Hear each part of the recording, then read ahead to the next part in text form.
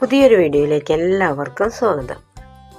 നമുക്കിന്ന് ബീട്രൂട്ടിൻ്റെ പച്ചടി ഉണ്ടാക്കാം. ബീട്രൂട്ട് വേവിക്കാതെയും പച്ചടി ഉണ്ടാക്കാം. ഞാൻ ബീട്രൂട്ട് വേവിച്ചിട്ടാണ് പച്ചടി ഉണ്ടാക്കുന്നത്.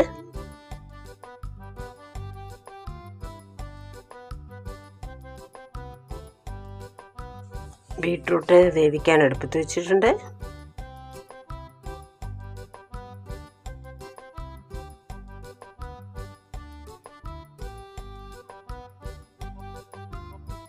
മഞ്ഞൾപ്പൊടി ചേർക്കാം.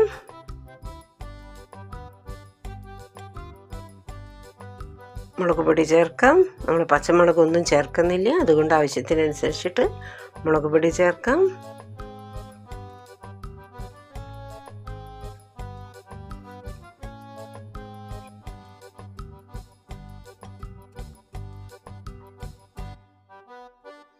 ഉപ്പ് ചേർക്കാം.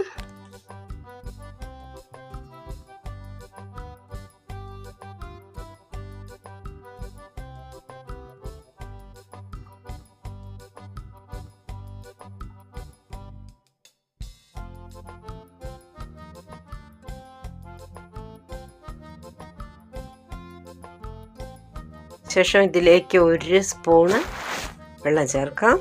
ഇതൊന്ന് വേവിക്കാം. കുറച്ച് നേരം മതി വേവാൻ.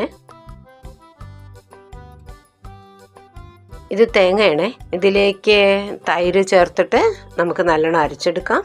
തൈരാണ്, അധികം പുളിയില്ലാത്ത തൈരാണ്. ഇതാ കുറച്ച് അരച്ചിട്ടുണ്ട്. അതിലേക്ക് ഇനി കുറച്ച് കടുകും കൂടെ ചേർത്ത് വീണ്ടും ഒന്നും കൂടെ അരയ്ക്കാം. ബീട്രൂട്ട് വെന്തിട്ടുണ്ട്. ബീട്രൂട്ടിന് അധികം വേവൊന്നുമില്ല. ഇതിലേക്ക് നമ്മൾ തൈരും കടുകും കൂടെ അരച്ചില്ലേ, തേങ്ങ, അത് ചേർക്കാം.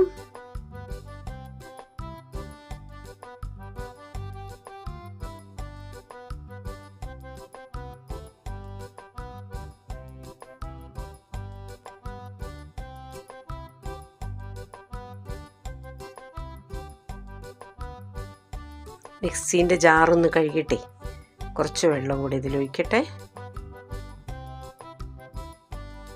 ഇനി നല്ലവണ്ണം ഇളക്കിയിട്ട് നമുക്കിതിൽ ഉപ്പുണ്ടോ പുളിയുണ്ടോ എന്നൊക്കെ നോക്കാം.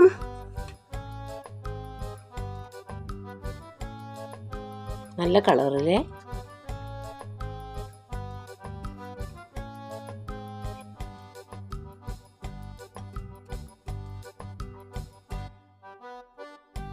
ടേസ്റ്റ് നോക്കട്ടെ കേട്ടോ.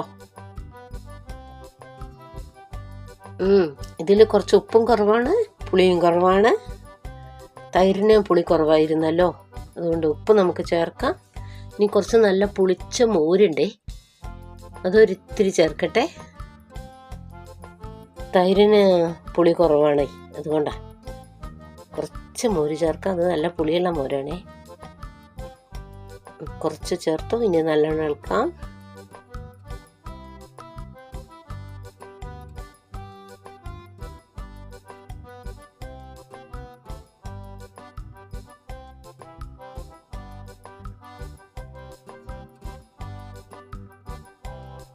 നോക്കട്ടെ,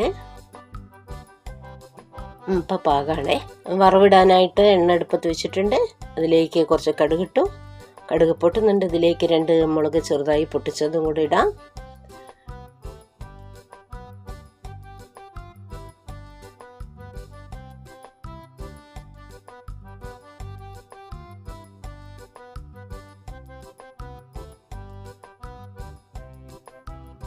കറിവേപ്പില ഇടാം.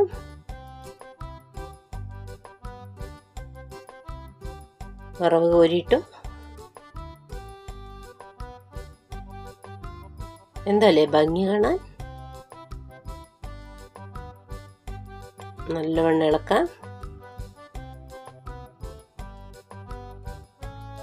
അപ്പം നമ്മുടെ പച്ചടി, ബീട്രൂട്ട് പച്ചടി റെഡി ആയിട്ടുണ്ട്. പച്ചടി അധികം വേവൊന്നുമില്ല കേട്ടോ.